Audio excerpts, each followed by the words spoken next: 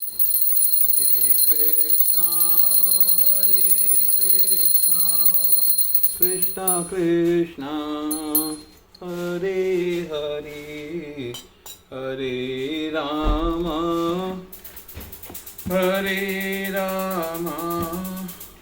राम राम हरे हरे गोविंद बोलो हरि गोपाल।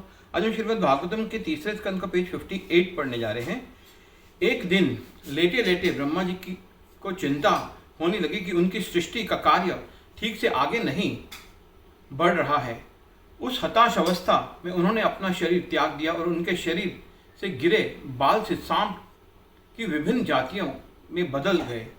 उनके हाथ पैर सिकोड़कर चलने से भयंकर नागों का जन्म हुआ। एक दिन जब ब्रह्मा जी ने अनुभव किया उन्होंने अपने जीवन का लक्ष्य प्राप्त कर लिया है, उस समय उन्होंने अपने मन से मनुओं की उत्पत्ति की और उन्हें स्वयं अपना मनुष्य शरीर प्रदान किया। ब्रह्मा जी के इस कार्य की स्तुति करते हुए देवताओं, गंधर्वों तथा अब तक उत्पन्न अन्य प्राणियों ने कहा, हे ब्रह्मांड के सृष्टा, आपका यह कार्य अत्यंत सराहनीय है। इसके फलस्वरूप मनुष्य समाज में यज्ञ आरंभ होंगे और हमें उसमें अपना यज्ञ भाग मिलने लगेगा।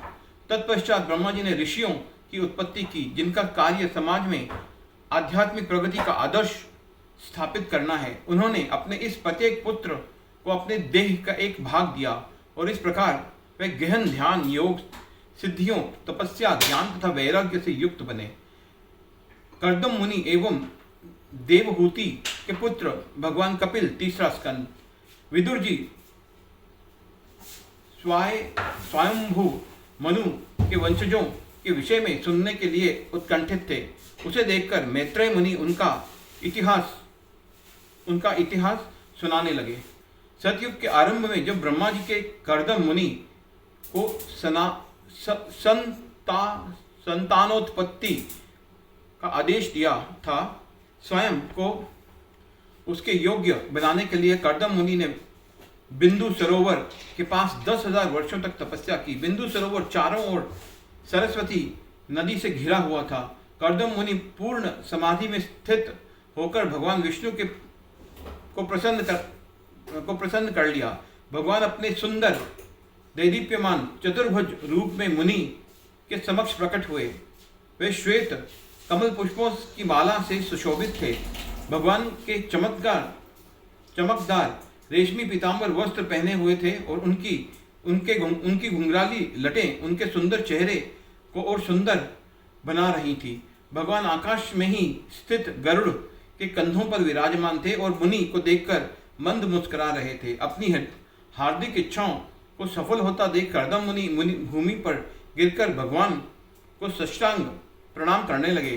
वे करबद्ध खड़े हुए और भगवान की स्तुति करने लगे। हे परम पूजनीय प्रभु, आज मेरी सृष्टि सार्थक हो गई है, क्योंकि मैं अपने सम्मुख आपके शाश्वत दिव्य रूप को देख रहा हूँ। आपके चरण कमल ही वे एकमात्र नौका हैं जिसका आश्रय लेकर मनुष्य अज्ञानता रूपी भवसागर से पार कर सकता है। इसलिए केवल मोह माया से ग्रस्त व्यक्ति ही क्षणिक इंद्रिय सुखों के लिए आपकी पूजा करेगा। हे नाथ, आप सदैव मुझ जैसे मूर्ख लोगों पर कृपालु रहते हैं। मेरी एक तीव्र इच्छा है, मैं समान शील वाली एक पत्नी चाहता हूँ जो मेरे गृहस्थ जीवन में कामधेनु गाय का समान मेरी समस्त इच्छाएं पूरी कर दे। स्नेह भरी दृष्टि से कर्दम मुनि की ओर देखते हुए भगवान ने अमृतमय मधुर वचनों से बोलना आरंभ किया। भगवान ने कहा, तुम्हारे मन को जानकर मैंने पहले से ही इसका व्यवस्था कर दी है। हे मुनिवर, जिन भक्तों ने भक्ति भाव से अपना सर्वस्व मुझे न्यौछावर कर दिया है, उनके जीवन में निराशा का कभी कोई प्रश्न नहीं उठता। आज 2 दिन बाद सम्राट स्वयंभू मनु अपनी पत्नी रानी शत्रुपा के साथ तुमसे मिलने आएंगे।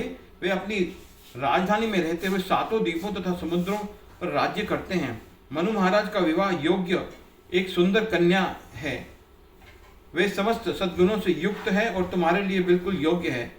वे विवाह में उसका हाथ तुम्हें सौंपेंगे। हरे कृष्णा हरे कृष्णा।